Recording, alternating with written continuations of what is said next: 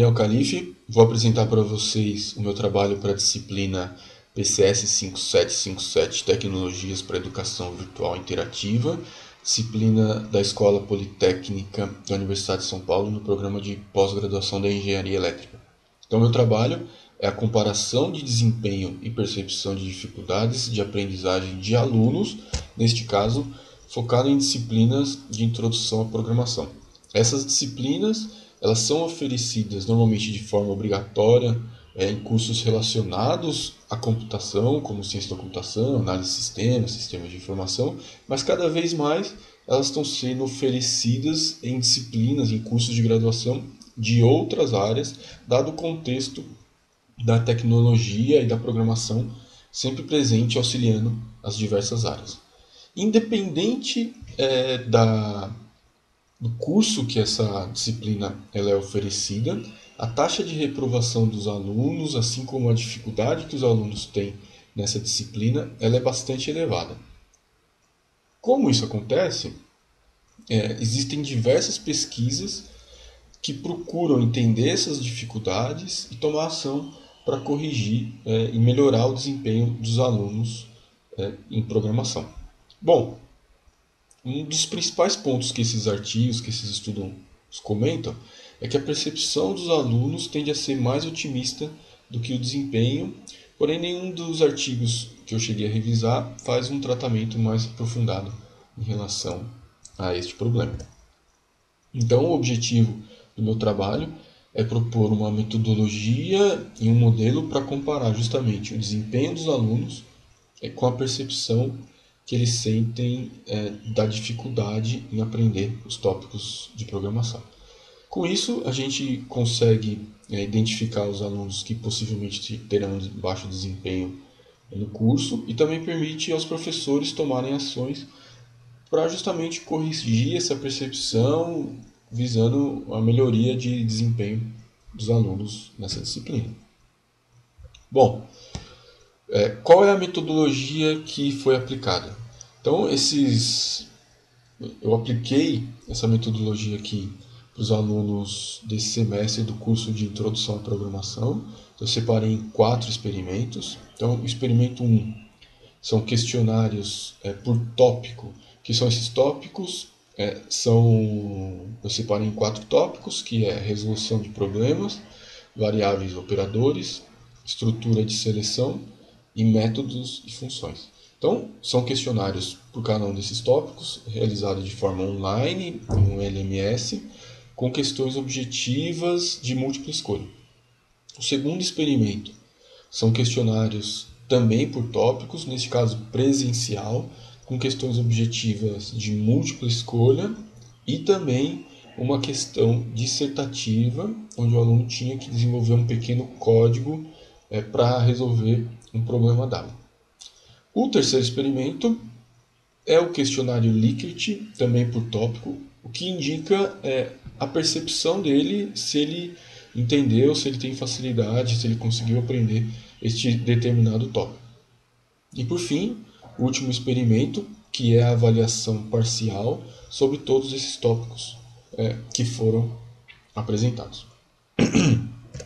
Bom, utilizando esses experimentos, a gente define essas seguintes variáveis aleatórias, que são os questionários, que é a soma de todos os questionários aplicados no experimento 1 e 2, a percepção do aluno, que é a soma das avaliações das percepções de dificuldades no experimento 3, e aqui vale ressaltar que essa percepção ela indica que quanto maior o valor de percepção, mais facilidade o aluno percebe em relacionado tópico.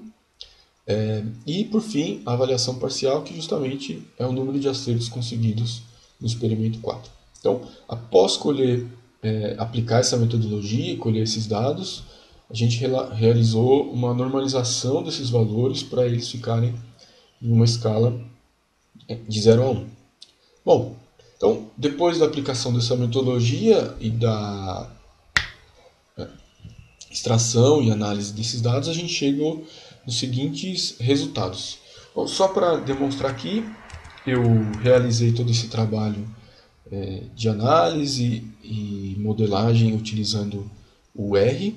Então, aqui eu utilizei o RStudio para fazer primeiro essa análise exploratória e depois a aplicação do modelo. Bom, então, o primeiro aqui, gráfico de análise exploratória, é um diagrama de caixa, onde a gente consegue perceber aqui a relação entre os quartis das três variáveis aleatórias. Então, a gente tem aqui o questionário, a percepção de dificuldade e avaliação, e a gente já percebe que existe uma diferença bastante relevante em relação à percepção dos alunos com questionário e avaliação parcial, principalmente aqui em relação à mediana. A gente não consegue chegar a nenhuma conclusão com esse gráfico, mas ele já é um bom indicativo que realmente existe essa discrepância bastante elevada entre essas variáveis. Após outra análise que a gente também aplicou foi a correlação entre essas variáveis aleatórias. Então, no primeiro momento aqui, a correlação entre a avaliação parcial e a percepção de dificuldade do aluno, que demonstra uma correlação bastante fraca, de aproximadamente 0,41, o que não acontece, por exemplo, na avaliação, quando a gente relaciona a avaliação parcial com os valores obtidos nos questionários, que nesse caso aqui a gente já tem uma correlação forte de aproximadamente 0,72. Esse dado aqui é bastante importante porque mais para frente, como eu vou mostrar para vocês, a gente pode fazer uma regressão e predizer, por exemplo, a partir das notas que os alunos obtiveram nos questionários, qual vai ser o desempenho dele nas avaliações subsequentes. Bom, depois dessa primeira análise exploratória, outra coisa que também a gente analisou foram os histogramas dessas avaliações dessas variáveis aleatórias. Então aqui o histograma do questionário, da percepção e da avaliação parcial. A gente pode notar que essas distribuições não descrevem uma distribuição normal, o que complica um pouco na hora de comparar as médias, para a gente saber se uma é maior que a outra ou não, fazer um teste estatístico. Então, portanto, a gente utilizou um outro modelo para descrever essas distribuições. Então, aqui, como esses valores das três variáveis aleatórias eles são discretos e descrevem o acerto ou erro em uma determinada questão ou uma escala de dificuldade, eu descrevi essa distribuição através de uma distribuição binomial, onde a gente tem os valores de n, que seria o número de questões e a probabilidade de acertos. Bom, só que essa probabilidade ela vai variar de acordo com a questão ou tópico relacionado e também de acordo com o aluno. Então, ela não pode ser fixa. Então, essa probabilidade P vai ser descrita por uma outra distribuição, que é a distribuição beta. Essa distribuição beta em conjunto com a binomial, então a gente tem aqui a distribuição beta binomial que segue esse modelo. Bom, para a gente conseguir determinar aí o intervalo de confiança das médias para poder fazer a comparação entre essas variáveis aleatórias, a gente precisa fazer algumas simulações dessas distribuições. Então, portanto, a gente precisa descobrir os parâmetros que vão descrever cada uma dessas distribuições. Para descrever os parâmetros dessas distribuições, eu utilizei aqui um algoritmo de otimização por máxima verossimilhança.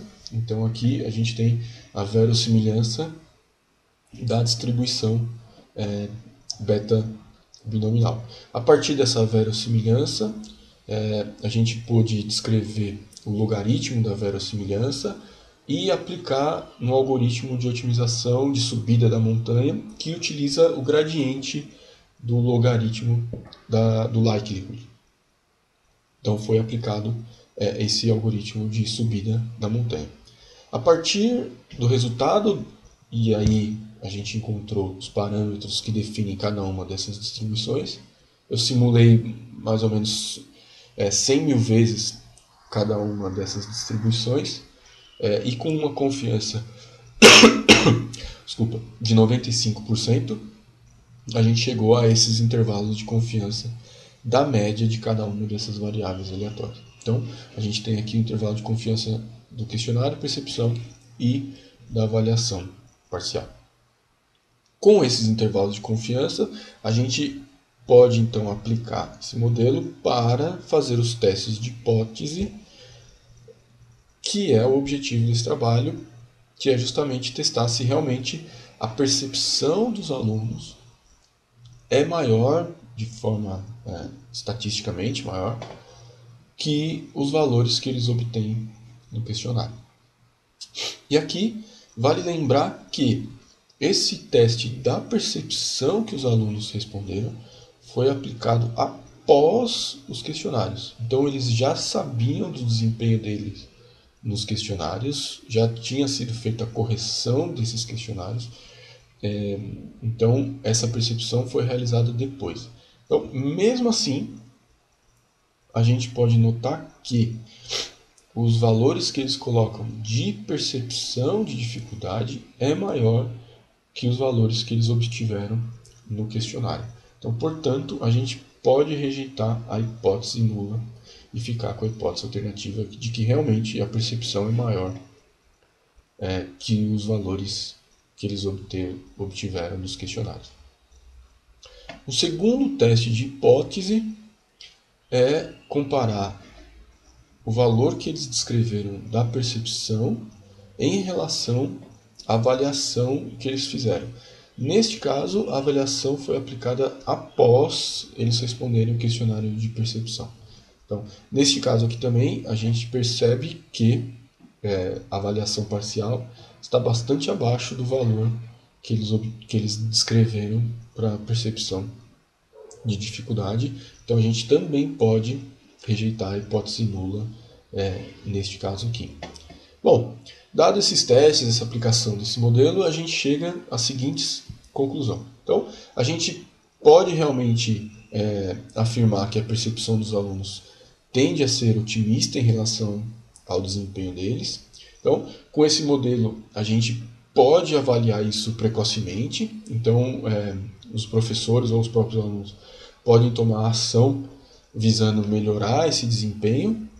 Então, diminuir essa discrepância e melhorar o desempenho dos alunos. Então, esse é um trabalho futuro que essa pesquisa tende a seguir, de como apresentar essa informação melhor para os alunos, porque eles já tiveram essa informação a partir do resultado que eles tiveram no questionário, mas eles não conseguiram relacionar isso com o desempenho ou as dificuldades que eles estão sentindo realmente na disciplina.